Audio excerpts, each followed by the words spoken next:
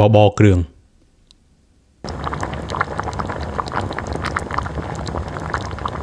ជំរាបសួរបងអូន Jam what? ញ៉ាំបបអត់ Jam what? បងប្អូនមកថ្ងៃនេះពូចិត្តមានបបគ្រឿងឆ្ងាញ់ណាស់បងប្អូននៅក្នុងហ្នឹងពូចិត្តមានដាក់សាច់ជ្រូកមានដាក់សាច់ជ្រូកចិញ្ច្រាំមានដាក់បង្គាហើយមានដាក់សាច់មាន់ទៀតបងប្អូនប៉ុន្តែពូចនគាត់ដកផ្លូវមាន់ចេញតំណងណាបងប្អូនមានផ្សិតខ្មៅមានអីទាំងអស់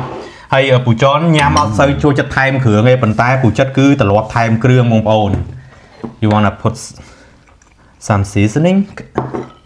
Okay. តោះតែប្រាប់បងប្អូនអើយតោះតែប្រាប់ហើយចាំមើលបងប្អូនតែយើងធ្វើអីចឹងគាត់ធ្វើតាមយើងហើយយើងដាក់អីយើងដាក់អីក៏ដាក់តាមហ្នឹងហើយហើយតែយើងដាក់អីក៏ដាក់តាមយើងហើយក៏អត់ដឹងទេ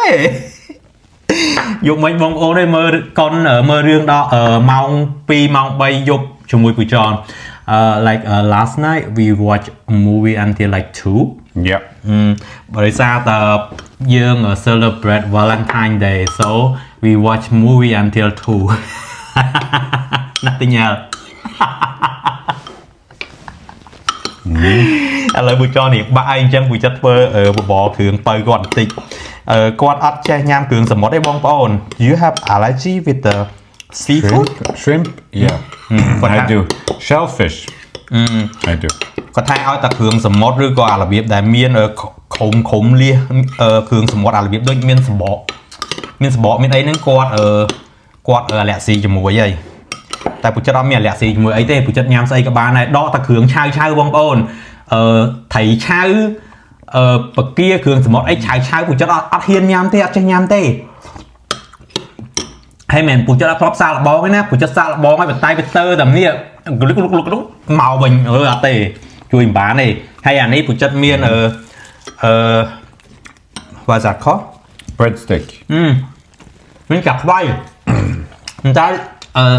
ពូចិត្តយកម្សៅពីសាធ្វើហើយធ្វើដបងចេះចិត្តឲ្យមានរៀងមានអីចឹងណាយូរទៅខ្ជិលបើពូចនមិនសយកម៉ែពោះ I think I'm not like a no matter what it look like it doesn't matter it's just the taste For me Which too. is mellow. I don't care what it looks like. មិនថារូបរាងវាមិនអីទេសំខាន់ឲ្យតែរសជាតិញ៉ាំបានឆ្ងាញ់ណាស់បងប្អូនឲ្យជាតិហ្មងយើងដាក់សាច់គ្រប់មុខចឹងហ៎ឆ្ងាញ់ណាស់ You like it? Very good. Snug.